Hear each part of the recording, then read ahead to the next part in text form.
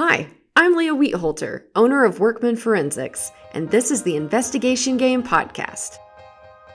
Welcome to the Investigation Game Podcast. I'm Leah Wheatholter, CEO of Workman Forensics in Tulsa, Oklahoma. Today I am joined by my team, or at least a few of my team members. I'm joined by Megan Brown, Rachel Organist, and Alycia Watt. And we had so much fun last year putting together a Christmas episode about holiday scams that we thought we'd do it again this year. Only this year we did make sure that we have different scams and different stories. And so I think it'll be a lot of fun. And obviously, because it's 2020, we're doing this over Zoom.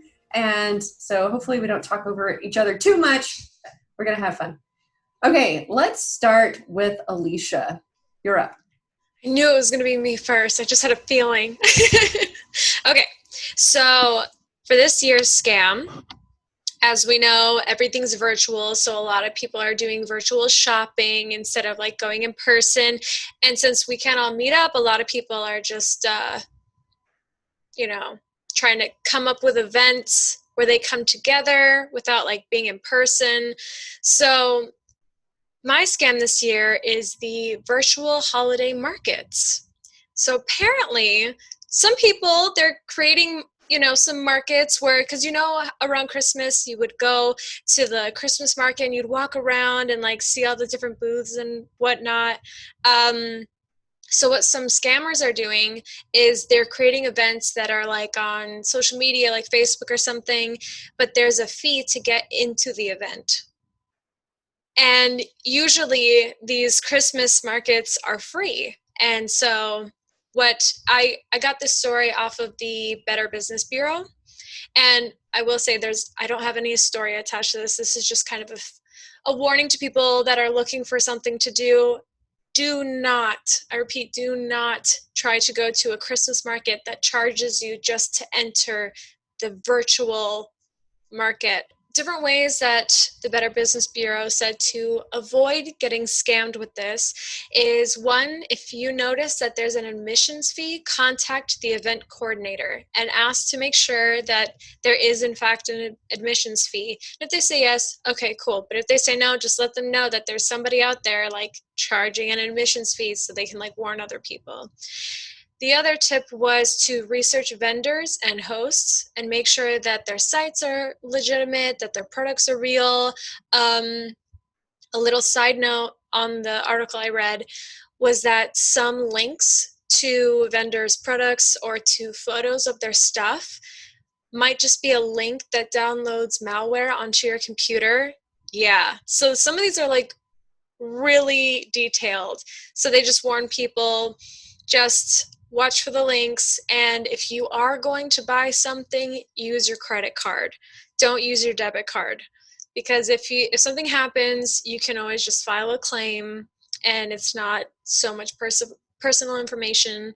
So, yeah, they stole holiday markets. Wow, crazy. One thing I was going to add on to your credit card versus debit card comment is that hopefully I'm not stealing anybody else's fun stories. But I also read when we were researching for this, because I hadn't thought about this, that some of the like products that you could purchase or maybe even do in a marketplace, they'll ask for you to pay in Amazon gift cards, which makes that a lot more difficult for you to be refunded or whatever. And so make sure that you're like, if you're buying stuff in person, then pay with cash when you get there. But then obviously, like for these markets, if they were asking to pay with gift cards, don't. Like that's red flag. So yeah. Interesting. I could see getting taken in by this too, because like on the surface, you're like, why would you pay for a virtual holiday market? But like there are like real life holiday and like craft fairs and stuff that do charge like $5 or something to get in. So like I can see it. Yeah, and I'm sure like people are really desperate just to find something to do, that they're just like, oh, this could be so cool. And a lot of people, like, I know, like even like for what's it called, work, like Christmas parties for work, like you're trying to find something to do together. And so this might be something where it's like, oh, this could be fun. It's like a little market we can't walk through, but at least we can see all the stuff. And it's like they're just taking our want to like do something and using it against us. They're exploiting it.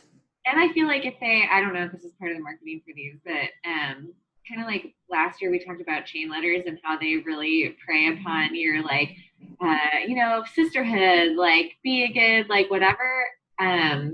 I don't know if like part of the idea is like if you want to support like small businesses or like independent makers and stuff, like I feel like I know I like we'll see how successful this is, but even more so than in past years, I'm like, okay, I'm really gonna try to like patronize small businesses when I do my gift shopping and like local stuff. So I could just see being like, oh, this is a good way to do that, but like still have the convenience of and like the COVID safety of a virtual experience. But Yeah, not so much. Thank you so much, Alycia. Great story or scam awareness. Appreciate that. Let's go to Rachel now. Okay, so my story is actually, this particular iteration of it is near and dear to my heart as someone who does spend a lot of time trying to figure out my curly hair, but it's also a much broader phenomenon. But I found the story of a YouTuber who, is committed to the whole curly girl hair thing, and her husband had gotten her this really expensive Dyson hair dryer. So it's like the Dyson Supersonic. It retails for like $400. And so it was this like extra special gift and everything. And she actually used it for a good year and a half. And then it started like making weird noises, not turning on. And so she tried, watching YouTube videos about how to fix it or like what the issue could be. And she noticed that some things just looked kind of different on hers, like the way the filter was set up was different. But she thought maybe it was just an older model. And then eventually she ended up calling Dyson to see if it was under warranty because she thought it should have been. It had only been a year and a half or something. And they asked her for the serial number, which her hairdryer did have. Like it had a tag with Dyson's contact information listed on it with the serial number. And another thing that she had found in her just research, kind of seeing what was wrong with it, was a lot of people said like, oh, press the red button on the reset button on your where it plugs into the wall. And she was like, but mine didn't have one. And she showed the plug, and I was like, this would be my number one red flag, because I have never had a hairdryer that didn't have that, like, I don't know if it's like GFCI or, but like for wet areas, it has that special plug. Hers was just a regular, like a lamp or like anything that you would just plug into the wall. And I was like, I feel like I would have noticed that, but maybe not. But everything else about it looked really good and super legit. And so when she called Dyson and read them the serial number, the woman was like, oh, this is a counterfeit. Like, this isn't really one of ours. And it's something that's like pretty common. But I just thought that was really crazy that it even had like the legit looking tag and everything. It had Dyson branding on the dryer, on like the accessories that came with it. And the other crazy thing too is that, and so her husband had bought it from an eBay seller, which is kind of red flagged, but it was, one with like a lot of good review, like a really positive rating, like seemed to have a lot of reviews, and it wasn't even that cheap. Like, a lot of times we say with these scams, like kind of the biggest warning is like, if it seems too good to be true, it probably is. But this was like slightly discounted. It wasn't one of those like, wow, I can't believe they're selling this Dyson hairdryer for $50. So I feel like that can be pretty sneaky or pretty subtle. Yeah, and as I dug into it even more, because eBay, you think, well, maybe just avoid eBay for those types of items, but Walmart and Amazon are other places that this happens a lot, because they both have third-party sellers that can also sell through them. And so you can get a lot of these. It kind of gives it more of the feeling that you're buying from like a known quantity or like a retailer that you're familiar with, but really you're just buying from a third-party seller. Yeah, that makes me think of last year, those like crude sweaters, like ugly Christmas sweaters that were being sold on Walmart.com. You don't know about it, go look it up. But anyway. Were they like wildly inappropriate? Highly inappropriate and messed up.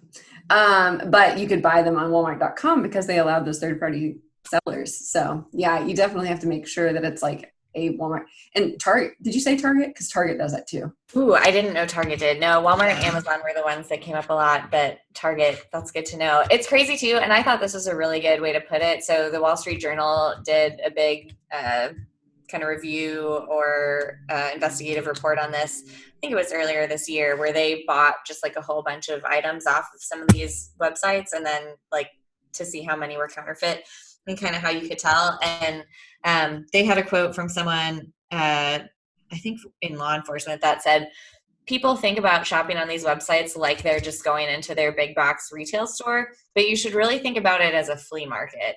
And like that kind of puts you in the better mindset of like, what level of due diligence do I need to do? You know, what am I expecting to get out of this? And I thought that was really good, because I had started to think of Amazon as almost like a big box store, and it does not have the same level of vetting at all.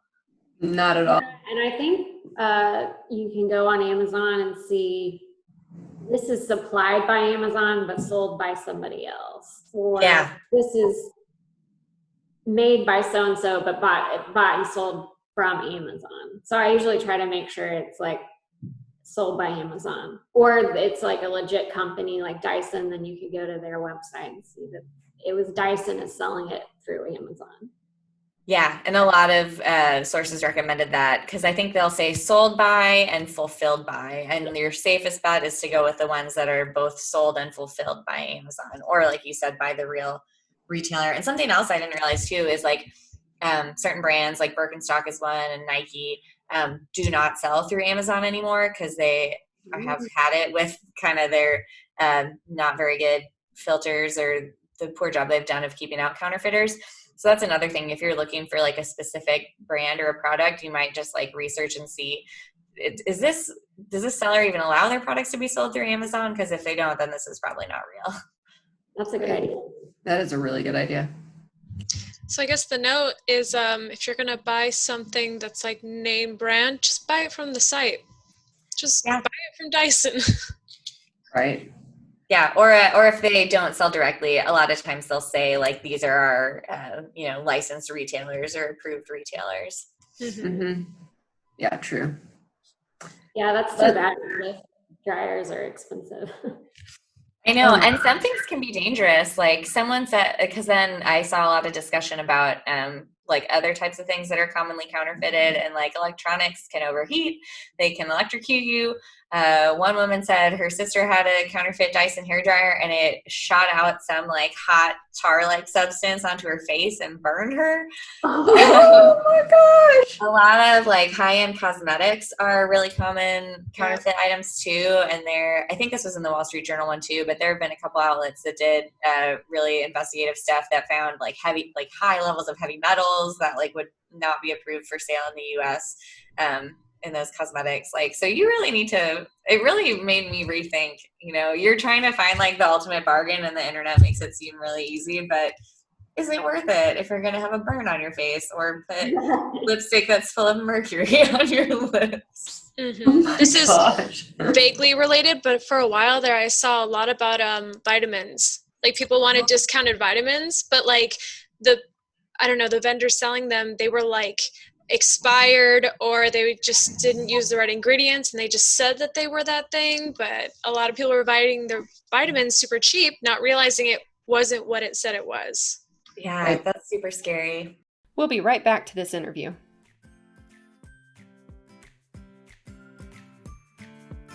Hey everyone, it's Leah. If you haven't yet played the newest investigation game, Case of the Cash Flow Fiasco, you are missing out.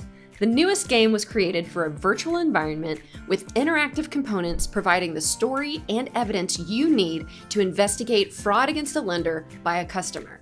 Think of a virtual escape room that also lets you earn CPE credit.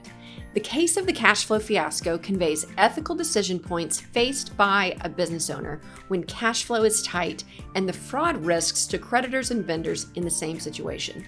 I will be hosting this 50-minute, 1-hour CPE every Thursday starting November 12th at 9 a.m. Central Time, excluding Thanksgiving, of course. The cost to join and to earn CPE is $35, and for podcast listeners, you can use the code TIG for the investigation game, so TIG Podcast 2020 for 10% off. The link to register is in the show notes. I'm looking forward to seeing you there.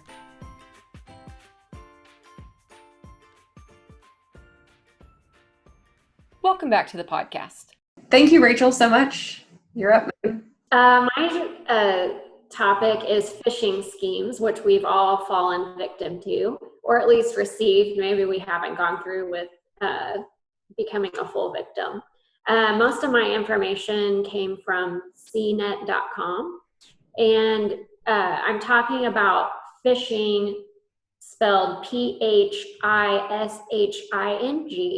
and it's a form of cyber attack that entices users into clicking on a link that will compromise the private data on your computer. A survey done by McAfee, who creates a virus software, reported that 41% of Americans fell victim to phishing schemes in 2019, and that is a ton. They usually arrive via email, and they look harmless because the people perpetrating the company will often use the real logo of the actual company. And I think right now it's pretty common because in the holiday season, everybody's using FedEx and UPS. So there's a lot of shipping emails that come that look like they're from UPS or FedEx, and they actually are not. So one thing to do is always check the actual sender address, and if the address or the email address, and if that address doesn't match up with the sender's name or company they claim to represent, then you need to delete the email. You can also, if you're on your desktop or laptop, hover or preview over the link where it's claiming you need to go, because then it'll list out the actual address, and just make sure that looks legit. Unfortunately, you can't do that on your phone, do the hovering thing, but just use your common sense. Like, have you ordered something that you know is going to be delivered by FedEx or UPS? Have you ordered something and paid for it using PayPal? Just in case, like, there are some PayPal schemes as well. And also look at the to line in the email. Is it blank? Because most of the time they'll use your name. Was the email sent to you the email you have associated with your account? I personally have different emails, and I have one that I use all the time for linking to online accounts. So if it's coming to a different email, I know it's probably not legit. And then look at the salutation in the email. Is it blank or the wrong name? I get a ton of junk mail addressing me as Craig. And so as soon as I see, hello, Craig, I just delete it, because obviously it's not for me. Of course, look for grammatical and spelling errors. And never complete a form asking for passwords or other personal information. That's just not good practice. And I have actually recently, I've been receiving a lot of phishing emails designed to look like Apple, telling me that my Apple ID is compromised. And a lot of times I'll go ahead and log into my account and see if I have an alert from in my account that it's been compromised. Or I'll look on my credit card to see if I have any charges from Apple. And if I don't, then I don't think it was compromised. And one thing with Apple tries to combat this, if you do receive a phishing email that's designed to look like Apple, you can send it to reportphishing@apple.com. And then I just wanted to also, there is a quiz that Jigsaw, they're a subsidiary of Google, they came up with a quiz that you can take to see if you would fall for holiday scammers bait. And I actually took it, and I was surprised, but I scored I got 6 out of 8. So I got 2 wrong, which I thought I was pretty good at figuring out a phishing scheme. And we will have a link to that quiz in our show notes if you want to take it. And I also came across a really great blog post by the Security National Bank of South Dakota. And they kind of like go step by step through an email and like things you can look for to notice if it's fake. Yeah, great job. Super thorough. Thank you. I'm gonna have to take that quiz. Yeah. I know. Take it too. Send it around. I also would probably be, because I always am really prejudiced. I'm like, surely only like older people who are unfamiliar with technology fall for these things. I thought that too, and then I got 2 wrong. I'm always nervous. I'm like too confident in my like abilities when it comes to email and all that. So I just kind of naturally like don't click on anything in my emails. Cause I feel like since I was a kid, I've been constantly warned, like, do not click anything in your emails that you don't know. And like, I just have this like, I don't know, a little voice in the back of my head that's like, if you click this, everything's over.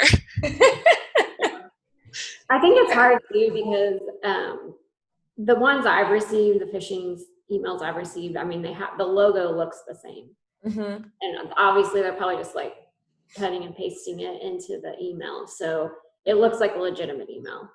It's like with the counterfeit stuff, like the packaging on some of this is so wild. Like one of the articles had a picture of like 2 lipsticks that like one was legit and one wasn't, and I mean you just couldn't even tell from the packaging, so they're good.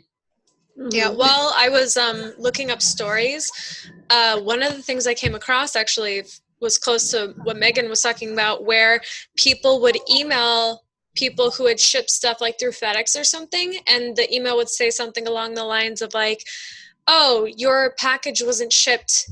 You have to pay this extra amount to get it to where it needs to go.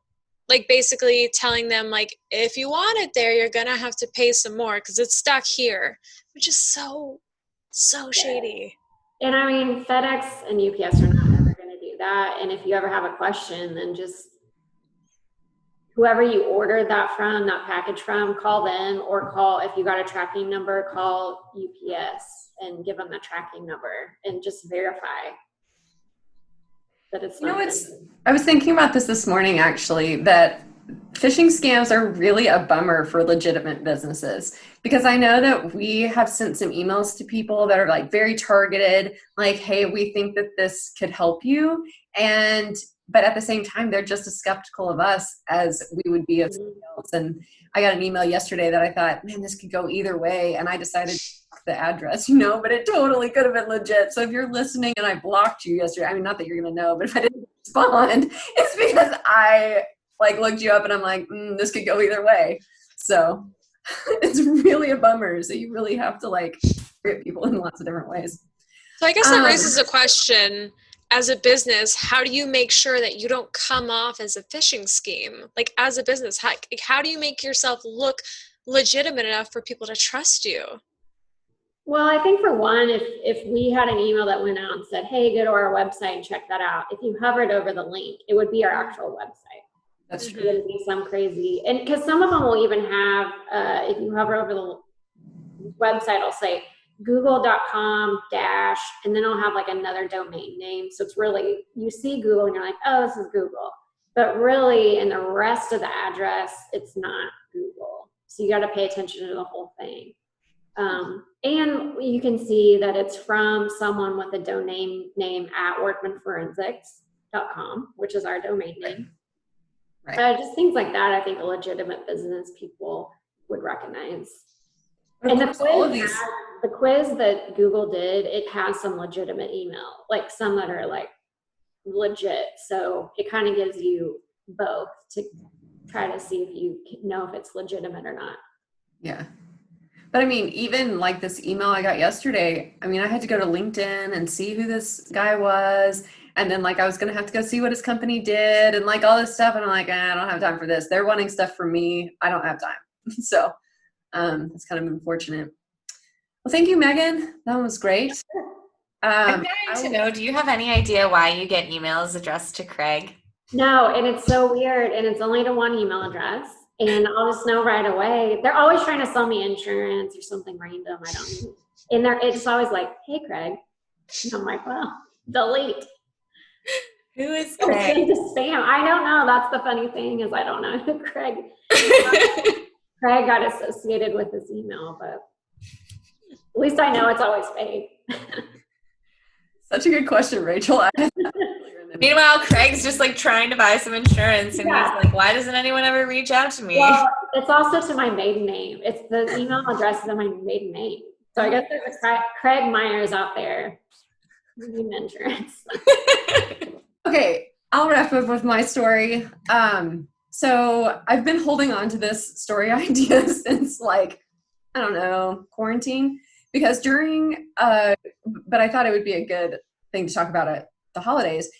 because my sister was looking to purchase like a really nice coffee espresso maker. And so on Facebook one day, a friend sent an ad to her that she had seen on Facebook, and she said, "Oh, Sarah, I just bought one of these. They're amazing." And so Sarah goes to look at the site, and she's like, "Yeah, they're running this great sale," which of course, because of COVID, like lots of people were running great sales. So she looks at it, and for some reason she sent it to me. And so we start talking about it, and I'm like, "Wait a second, do you think this is legit?"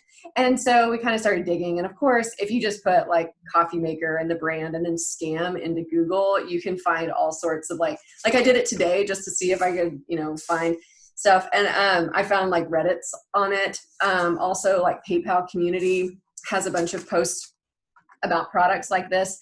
And so mainly a couple of things that I noticed and things that people said that they did was like what I found interesting was that they posted their websites that they had gone to. And one of these was from a year ago. The Reddit I was looking at was from last year.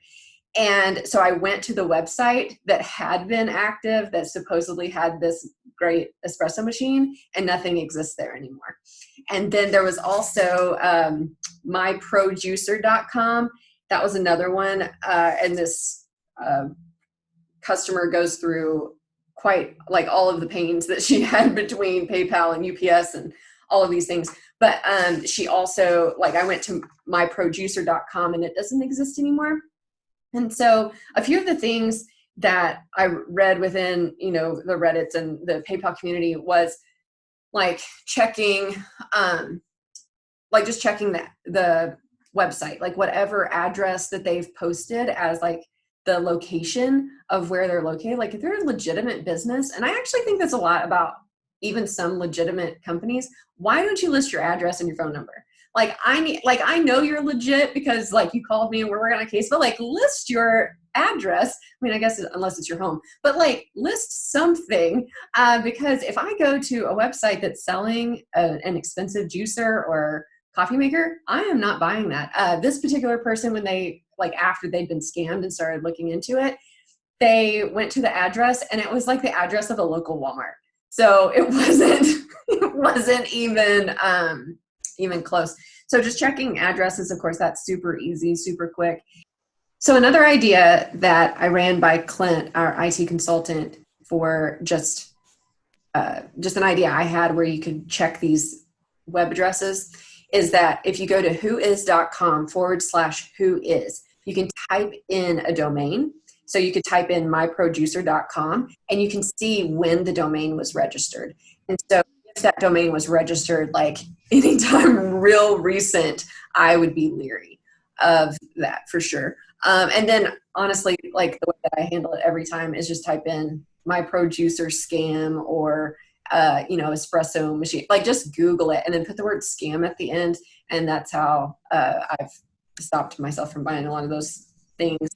Because in my case, unlike Rachel's story, in these cases, these products don't exist at all. They're just simply taking your money. Those are my tips. Would people buy them, like if you did purchase one and you use your credit card, could you make a claim with your credit card company that it wasn't fake?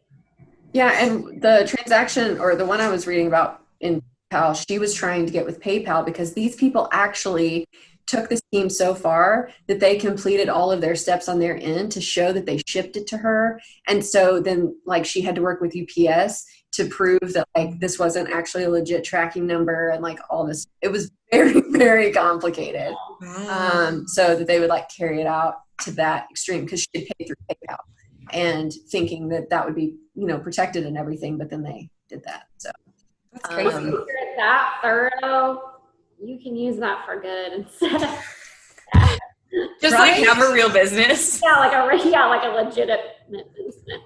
So true. I think it was a year ago, a friend of mine told me about, she had taken some gifts around this time of year to the local UPS store. And I think they asked her what was in the package.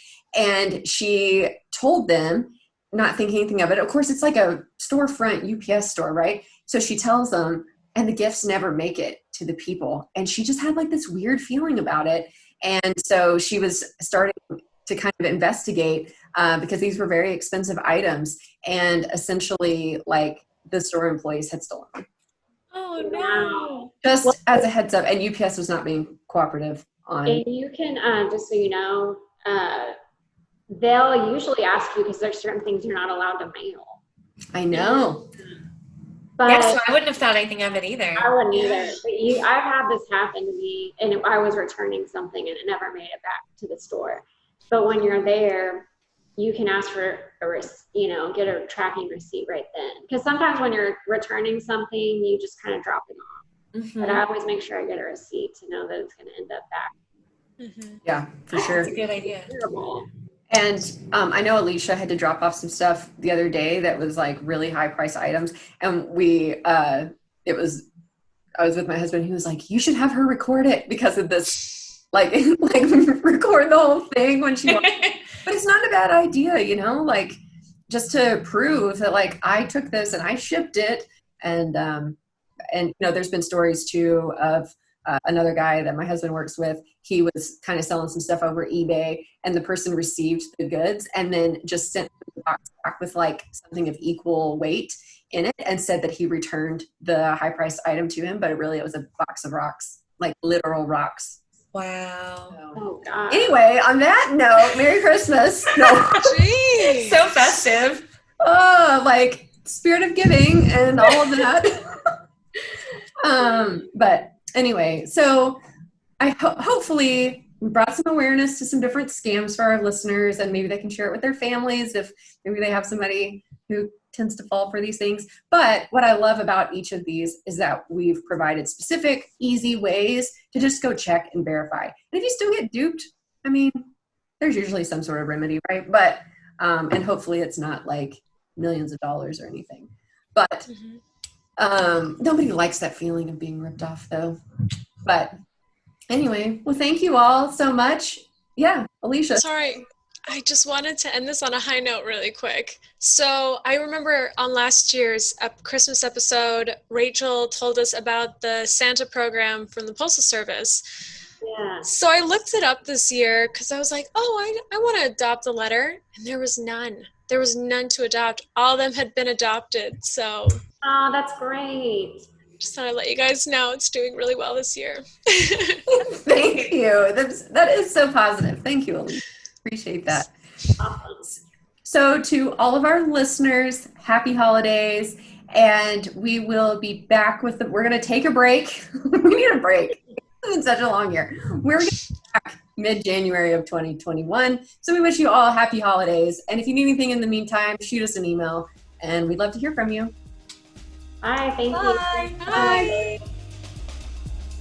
The Investigation Game podcast is a production of Workman Forensics. For more information about the topics we discuss on each episode, please visit workmanforensics.com. If you enjoy this podcast, please make sure to subscribe and leave us a review. You can also connect with us on any of the social media platforms by searching Workman Forensics. If you have any questions, comments, or topic ideas for the podcast, please email us at podcast@workmanforensics.com.